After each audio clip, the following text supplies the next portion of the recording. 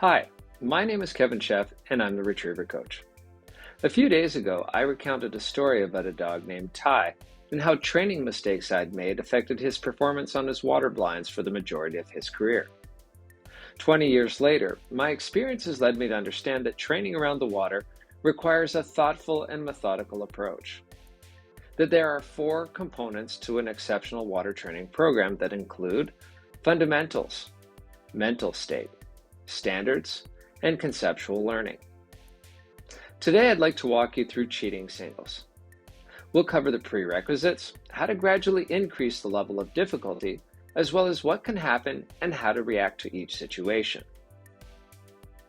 Before you begin cheating singles, you must ensure that your dog is adequately prepared for what lies ahead. So what does that mean? Let's take a look at the fetch training flowchart. It means you've covered all of the drills and training in the flowchart, up to and including swim by and reinforcing the swim by.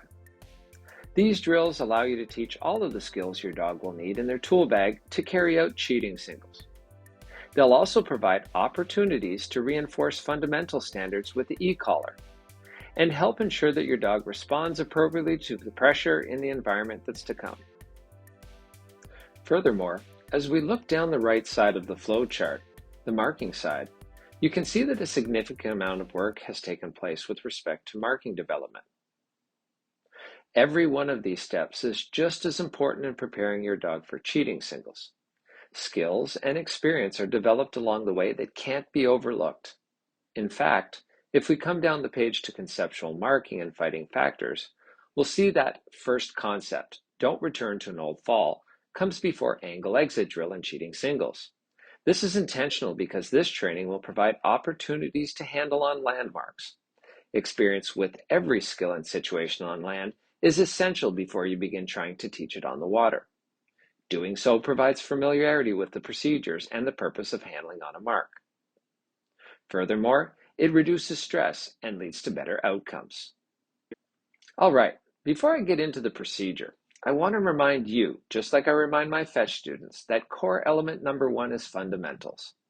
That solid fundamentals are key to advanced training with clear lessons and desirable results. They take priority over everything else. And if they begin to deteriorate, you must stop working on the lesson and focus on the fundamental issue. To be clear, your dog must stop quickly to a whistle in the water.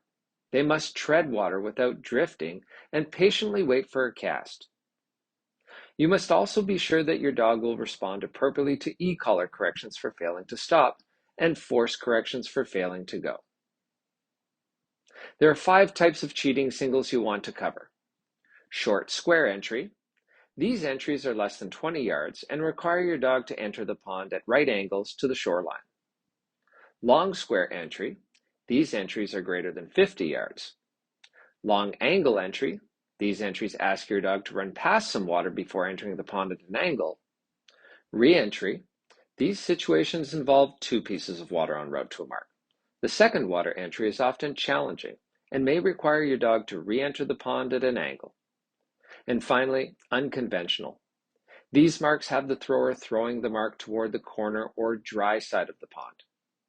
This is a mark that you'll occasionally see judges throwing at a test or trial, so it must be covered in training.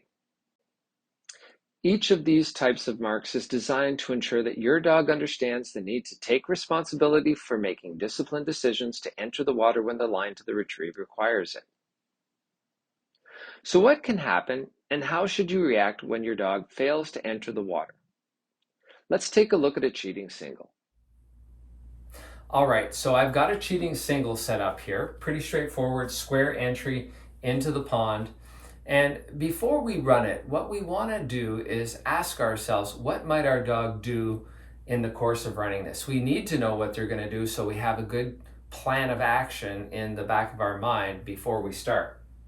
Well, the dog's going to do one of 2 things. It's either going to run down there and jump in the water, or it's going to make an undisciplined decision and try to run around the pond. Now, I want to caution you here. There are times when a dog will look like they're going to cheat, but they're actually going to make a good decision before they get into the water. So don't judge the initial line too closely. Allow things to develop. Sometimes dogs will start out a little on a land dominant route, but then they'll bend toward the water. They'll develop a conscience as they run down there and jump into the pond. And so we wouldn't want to stop our dog and handle them, or maybe even potentially correct them, if they were going to make an effort and a good decision and we reacted prematurely. So again, let things develop until it's clear that the dog no longer has the opportunity to make a good decision to get in. So in this situation here, our dog has opted to run around the pond, and there is only one way to react in these situations as far as I'm concerned. The first thing you're going to do is stop your dog. Blow a whistle. The second thing you're going to do is decide on what step 2 will be. Step 2 is optional. Step 2 involves correction. Now, if I have a dog that's experienced, they've done some cheating singles lately, or I have a younger dog that is doing this mark, but maybe this is the third time I've repeated it, and I've already stopped the dog and gone through the process a couple of times, showing them how to do this mark correctly. Now I feel I've done the teaching, the training, and this dog is just being undisciplined about making a good decision. So the next step might involve correction. If I'm going to correct the dog, once I've stopped them and they're looking at me and their butt is on the ground, I'm going to blow another whistle and make a correction at the same time with the e-collar. The third step in the process is simply to handle them into the water. Be generous with the cast. Be helpful. Show them the way out of trouble. Take a step in the direction of the cast. Give them a little extra angle. Don't be too precise.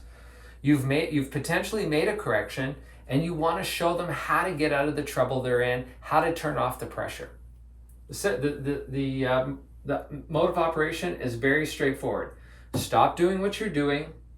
There could be a consequence for doing what you're doing, and this is the way out of trouble. Get in the water. And so when we follow that process, we're pretty sure that our dog's going to walk away from the situation knowing exactly how to turn off pressure. Now, some people will react a little differently, and I'm going to come back to that in a moment. The next thing I want to talk about is what happens if our dog gets a little too far around the pond before we get them stopped. Maybe they slip a whistle or two, or maybe it looks like they're going to get in, but they don't, and somehow they get a little further around the pond, and they're no longer in a good position to handle. You're going to change the process slightly. So 1, we're still going to stop the dog.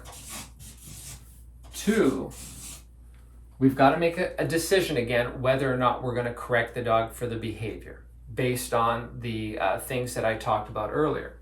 If we are going to make a correction, this is the time to do it, and we're going to make it a little bit differently. We're going to make the correction, and we're going to holler here.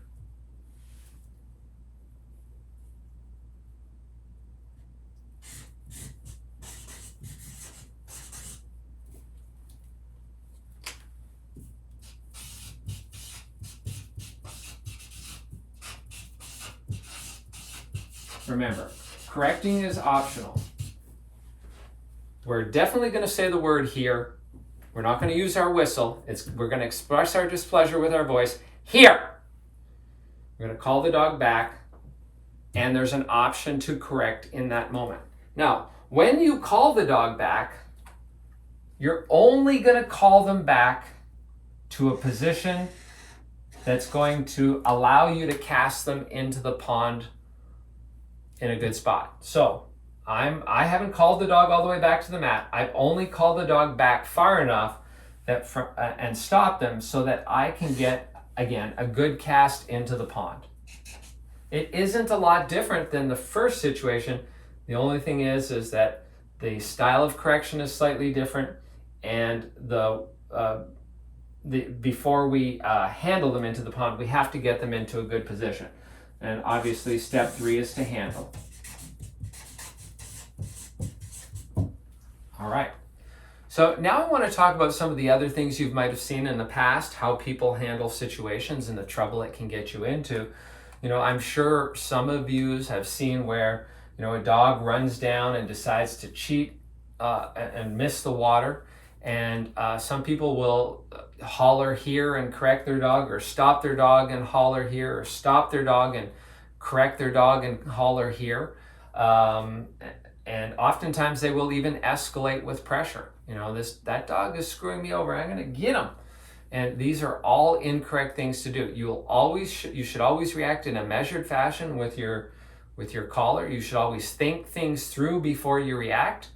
And can be some real serious problems with calling a dog all the way back to the mat when they make the decision to cheat. When people do react in that way, they're saying, stop doing what you're doing. There's a consequence potentially for doing what you're doing, but they're not showing the dog the way out of trouble. So the chance that the dog is going to come away with the correct lesson in mind diminishes. There's potentially, serious risks where quirky behaviors begin to develop with that style of training. They could no-go from the mat. They could run out and pop. They could take off in this direction well away from the water. And these are the reasons why. The dog was on the way down there to get the mark. It was stopped and it was called back, or called back with pressure. It could believe that maybe it wasn't supposed to get the mark. Maybe it shouldn't get near the water. Maybe the water's a hot place to be. So why go near it? And that's when we see these behaviors start to come out, because we're not doing good training by clearly making sure that there's clear lesson involved, that there's a way out of trouble, a way to turn off pressure, a proper way to do it. And so if you're going to react to a cheating situation, make sure you follow the procedure. Stop doing what you're doing. There's a consequence potentially for doing what you're doing. This is the way out of trouble. If you follow that, you're going to keep yourself out of trouble. Now I know what you're thinking. This is all fine and dandy, but what if things don't go according to plan? What do you do when your dog simply refuses to take the cast into the water? Or they start auto-casting frantically? Or they start to come back to you instead of going for the retrieve? Or they refuse to stop on a whistle? In my next video, I'll dive deeper into these questions and talk more about the core elements of a thorough water training program and how they fit into your training plan moving forward. Before I go, I want to tell you about my training system, Fetch. Fetch is not just a training video, it's so much more. It's a detailed training program with written instructions, diagrams, and videos. It's monthly webinars where we cover topics like this one. It's regular training tips designed to help you become an exceptional trainer. It's access to me. You can send me your training questions as often as you need to get timely feedback on a problem or a procedure. And I also do 2 live Q&As each month where I answer questions from members in an open forum.